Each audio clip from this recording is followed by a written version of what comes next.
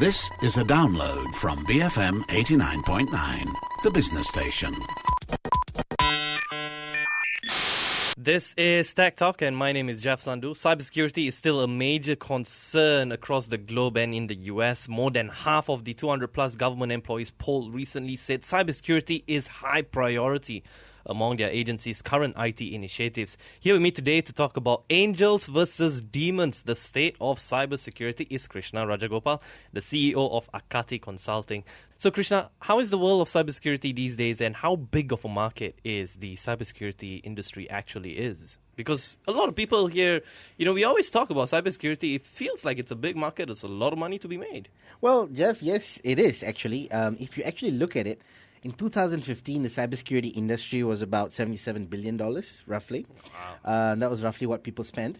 And what happens is by 2018, it's going to go up to about $100 billion. Oh. By 2020, $170 billion. That's a huge industry. It's a hype now. I mean, all the VCs in Silicon Valley, they're talking about cybersecurity, and that's a big thing. The funny part, of course, about this is that there was a recent study done, and they said in the US, the Fortune 500 companies, their cybersecurity budget was growing double the rate of their IT budget. Wow. For some of them, right? So cybersecurity and IT is being separated in terms of now. Budget now. Yes, now it's no longer, for a lot of these big companies, they're no longer sharing the same budget anymore because now it's a boardroom discussion. And so it is a big market, and I think it's only going to be there to stay and grow bigger. And the reason for this, why cybersecurity has managed to, one is to come out of the IT, market spending, and then after that, there's one is, everyone's talking about cybersecurity. It's also because, there's so many things that's happening within the industry that's causing this cybersecurity. Yes, definitely.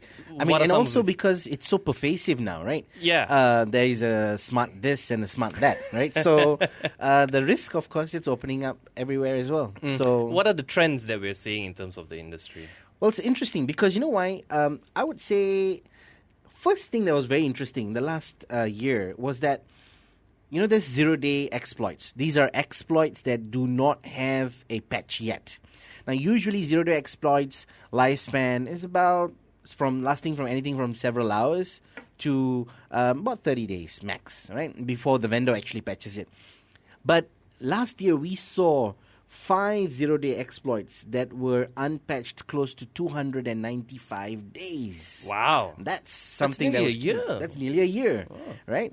And then, of course, now, as you say, I'm a Star Wars fan, so as Empire Strikes Back, so now we're talking about the endpoint striking back. So there's a resurgence of endpoint importance now. Why? Because in the last year, we saw 113% increase in ransomware cases from our own cases. Wow. Now, that's 45 times more devices that are being victims, right? Now, we're talking about ransomware. Now, the other side is we have IoT. Now, we've got ransomware on one end, we've got IoT on one end. Now, what we are usually looking at these days is that, we're fine with attacks that are, people attacking our servers, our laptops, even routers, and even nowadays ATM machines. But tomorrow's targets are going to be your fridge, your car, your pacemaker. Why so? What's my fridge? What's so interesting about my fridge that you need to attack my fridge? I still believe it could be done by the husband because he doesn't want the wife to cook. But then it could be that, because now a lot of these IoT devices, now what happens is they're connected and they're sharing and consuming personal information with no regards to security. So they're consuming your personal identifiable data on those devices, and it's usually unencrypted and stored in an open manner. So the hackers are looking at it. Why must I break through your Windows 10 laptop or your Mac laptop and try to get your personal identifiable information when I can get it off your watch, for example, or something else? It's like a door that just left open. So that's the challenge that we're seeing. And we're seeing this ransomware on one angle that's growing, and then now we've got ransomware meets IoT. So that's where we're looking at the resurgence of endpoint security being very, very important. Right, so your fridge might get hacked and ransom. And be asked for Exactly. ransom. But imagine you, after a long day's drive, you're coming back home and your car gets ransomed. Yeah, because autonomous vehicles. Yes, and you can't open your door, you can't shut down, you can't do Wow. anything. And you're stuck. So that is something that's happening. And in fact, recently there was an incident in Manchester Fort in the UK. Well, these guys, they actually got hold of an exploit. Their plan was, these were criminals, right? Their plan was to take over all the cars in the parking lot, disable the alarm, and open the cars. So they Wow. could steal all the cars and walk off. But the guy pressed the wrong button. Oh, no. So instead, he activated the alarm and he locked all the cars. So people were stuck in their Wow. cars. They couldn't do anything. That just recently happened. So But the fear is real. real, very real. Right. And we've also seen stories. I think last year, Jeep had a car that was hacked. Yes. But it was showing the risk that involves when vehicles, and it wasn't even a fully autonomous vehicle. Exactly. It was just a vehicle with a media entertainment system that has access. Like you said, a back door that's open that gives you access to so many things within the car. And in fact, these days, a lot of vehicles are getting connected. Yeah, And you can connect your Bluetooth to your car, and yes. I'm sure there's somewhere in between Data someone is can trespassing, tap yep. in and access it. Definitely. Wow. And now we spoke about ransomware. We saw ransomware meets IoT. IoT. Now ransomware and IoT meets the cloud. That gets Wow. even nastier. Okay. So that's basically what we're going to see happening right now. There is a lot of interest given by VCs on IoT, so there's a lot of trend going on there, and you're going to see when there's anything there's a lot of trend and a focus and media hype, hackers are going to get interested. So we've got the episode 4, 5, and 6 in terms of the Yeah, exactly. Well, we're not going to mention 1, 2, and 3 Yeah. because that's way past already. Yeah, so true. episode 4 was ransomware, and then we've got episode 5 is the IoT, and then you've got IoT and ransomware meeting the cloud. Cloud, yes. So the force, is it going to be awakened anytime soon? Then do you have any? It is hope? already awakened, I think. Right, Yes. okay. So There I is think hope, okay. the key here is to first of all understand and recognize there is a force to solve. Go up to a mountain and look for someone. But Jeff, I think the key is a lot of organizations still. I've seen a lot of organizations and say, are you secure? And says, oh yeah, of course, I've got my firewall, I've got my IDS, IPS. But you're using the cloud. Yes, I am fully on the cloud. But if you're on the cloud, your perimeter security doesn't really matter anymore. Yeah. It's not that important, and it's not going to give you that benefit. What you really need to focus on is the data. So your crystal crown of your enterprise is actually your data. So that is what companies need to focus on. I'm speaking to Krishna Rajagopal, the CEO of AKATI Consulting, and we're talking about angels versus demons, the state of cybersecurity. We'll be right back. BFM 89.9. Build fortunes modestly. BFM 89.9. This is Tech Talk, and my name is Jeff Sandhu, and I'm speaking to Krishna Rajagopal. He's the CEO of AKATI Consulting, and we are talking about angels versus demons, the state of cybersecurity in the world today. So, Krishna, which industries took the biggest hit so far when it comes to cybersecurity breaches? Well, do you want me to start from the top or from the bottom? Let's actually do it from the bottom. Bottom. I would say the bottom, the most recent thing that we've heard of, financials. Oh, yeah. Right? The financial industry, you recently had the Bangladesh Central Bank. Yeah. Couple That's of the days bottom? Yeah, that's at the bottom. A couple of days ago, another set of banks, Bangladesh, Sri Lanka, even in Qatar, got hacked. Yeah. And that's at the bottom, right? Wow. Okay. And what's at top? if you go slightly up, of course, government departments, they make about 8% of all the breaches that's out there. Then we've got educational institutions. They're still very laxed. They think nothing can happen with just a university. We don't care.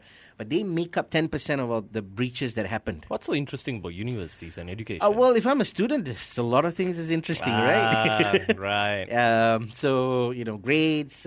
Usually it's, trying to get all of the lecturer's machine for forecasting. And of course, if you don't do so well, then you want to change the history. Yeah. So that's basically what they're focused on. Wow, okay. And if you go one step higher, then you got the retail market. Now the retail, and then of course the Grammy Award winner is healthcare. These two are the biggest in terms of contributors that actually suffer a lot of breaches. Healthcare is interesting because, I would find it a bit weird for anyone to have information or details about my medical situation at the moment. And what's it got to be useful for you? Well, it's let's put it this way. Now, healthcare meets ransomware. Now, when you look at that, if I can know your medical condition, I can use it to ruin your life, right? And in return, I will say, pay me a ransom. So we've seen a couple of cases like that, and then when we trace it back, it was a healthcare institution, even sometimes clinics. Now, there are a lot of clinics having clinic systems and stuff like that was compromised. And they stole your, first of all, cards, your card data, but the other thing is your blood type and all those things. And the sad thing is these are sometimes confidential, secret questions that you use on other services. So they get to understand a big picture of you. Right, it's a way in for other stuff as well.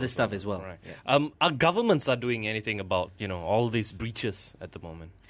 Well, there's an old saying that says the wheel of justice turns very slowly, right? And if you look at a traditional legislation process, it's very slow, a lot of debates, a lot of looking at different angles. But taking that process and trying to deal with cybersecurity, which is a highly dynamic situation, it's not going to work. It's like going into Sepang F1 and trying to paint one of those F1 cars while they're driving. It's not going to work, right? So there are a couple of governments that are going in the right direction. One, I think, that's very commendable is Australia.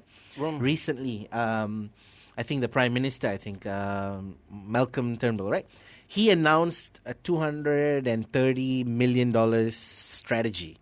And what he said was, he first of all acknowledged, as a government, we know we're limited in terms of experience and capacity. We're bringing the government, we're bringing individuals, and we're bringing businesses in together as the expert pool.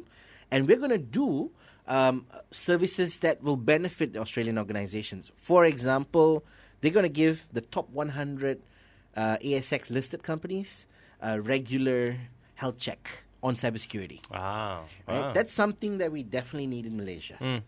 And we don't quite have, something like that, but we do have the PDPA in that sense where, it protects the personal information. It's obviously still stage 1 at the moment. We are sort of in that right track at least. You know when you watch Tron, you see the game, but everybody knows about the game, but nobody really understands about it. That's what PDPA is in Malaysia. So nobody really enforces it or understands it. We don't have anything similar to this in Malaysia at the moment. That's sad. We really need that. So in terms of proactive defense and, does cybercrime or, real-time intelligence help in combating, all these breaches and all these threats? I mean, you took the words right off my mouth, Jeff. I mean, it's exact. I mean, most definitely. There is, people talk about situational awareness, but nowadays we have situational unawareness. Ooh, what's that? Recently there was a study done, and they said 24% of all the people didn't even know if any of their credentials were being stolen. Right? 23% didn't even know if they had any kind of APT. They didn't even know what it was. 20% didn't even know if any of their assets or their company computers were being used to attack someone else. We had a personal incident. I mean, we run an emergency response team, so we scout around the cybersecurity space for stolen credentials. We have a way to do that. And we found that there were several key government departments in Malaysia that were being compromised. Oh, no. So we escalated to them. And it was a black hole. No response. Nada. Right? So, in fact, they're still being infiltrated till today. Wow. And that's scary. So, that can only be combated with up-to-the-minute real-time threat intelligence. So, if you can't handle it, if you can't find the right people to do it, then you need to at least subscribe to something or outsource, do something else, right? But you need that intelligence to know whether am I being hacked right now? Is my passwords on the net right now? I need to know that. How do you know? What is that, proactive, that real-time monitoring? How does it actually work? There are a lot of organizations that do that. In fact, we do it as well, where what we do is we do reputation monitoring, credentials monitoring. So we tell you the second that we see it anywhere on the internet, be it on the web or the dark web, we can see that. And we'll let you know. So if I was a bank, I'd look at it and say, instead of waiting for my customers to come back to me and say, you know what, I dispute this statement, and then you go in and check, oh yeah, I think your card has been, fraudulently used, so then we have to block it. Now that's how most of the organizations do it today. But if I can know the second that card has been compromised, I block the card even before a transaction happens. That would be proactive. And that's the next generation of firewalls. That's the next generation. It's not just just having it on paper based on 10 years ago requirements. Yeah, that's dinosaur age. Yeah. So, which are the most active governments when it comes to? Well, you mentioned about Australia leading the way. I'm surprised you didn't. The United States or even the UK or Germany here. Well, okay, United States, they're market leaders as well, but for a different reason. So there are governments that are leading for defense. There are governments leading in the space for offense. So on the cyber warfare unit, then we've got people like China, USA, Russia, Germany, France, UK. In the Middle East, you've got Saudi Arabia, Israel. So we've got them, but we also have to be very careful because it's tough to pinpoint. Whenever we say, oh, China has attacked us, but how do you know just by an IP address? It could be a proxy, right? But there's a very interesting thing in this situation because what we've noticed is, for example, Europe and the US, they're allies in many ways, right? A lot of things they think alike. But when it comes to cyber warfare, they can't agree. But then you've got people like, even in Latin America, they have a lot of common core beliefs. But when it comes to cyber warfare, they disagree. Their ways are different. But then you've got guys who don't agree to each other, like, Russia, China. But when it comes to cyber warfare, they agree. Right? And then those countries have entered the cyber warfare realm, and they're going to be there to stay.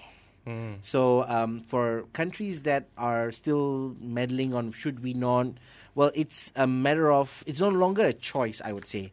You have to get into that space. And just for final one, individually, is there anything that we can do besides, just waiting for, governments or, all these large security players to come in and help us?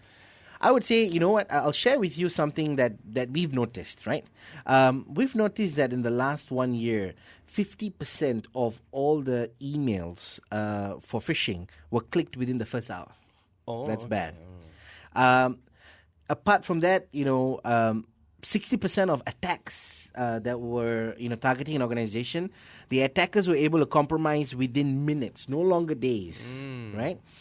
And 99% of all the vulnerabilities used were at least 1 year old. Wow. So when you go back to basics, I would say go back to basics. Like what we've said many times, don't open a link in an email. Keep your tools sharp. Make sure you know what you're running. And then don't use it in an untrusted environment. If you follow the basics, I think for a large degree, you can keep yourself protected as an individual. As an organization, then you need to adopt models like defense in depth. You got to do proper security, not security, just for the sake of compliance. A lot of banks that were recently hacked, they were all PCI compliant, for example. They got hacked as well. So compliance is just a matter of fact. It's not security. Recently I received an email from our managing director, but he didn't send it. Yep, that is a very we call that as the ugly boss syndrome. Not that I'm saying he's ugly, but then we have that on average about 10 to 15 cases a week in Hong Kong. Where it's pretty scary. Yep. But, it was, and the only reason why we sort of in a way caught it is like, this is not something my boss would ask me because, why would my boss ask me about my bank transaction? Yes. Yes. But if it's something of if it's a discussion that happens on a daily basis, I would have fell for it. If you were the CFO, you would have fallen for it. Yeah. Yeah. Right. If he regularly asks you to say, transfer money. Yeah. You would have fallen for it. Yeah, That's what happens. Exactly. Anyway, so yeah, we've got a lot of steps to take care of, but just be careful. Careful and vigilant. That's the key. All right. I've been speaking to Krishna Rajagopal, the CEO of AKATI Consulting, and we were talking about angels versus demons, the state of cybersecurity. BFM 89.9. Thank you for listening to this podcast. To find more great interviews, go to bfm.my or find us on iTunes. BFM 89.9, the business station.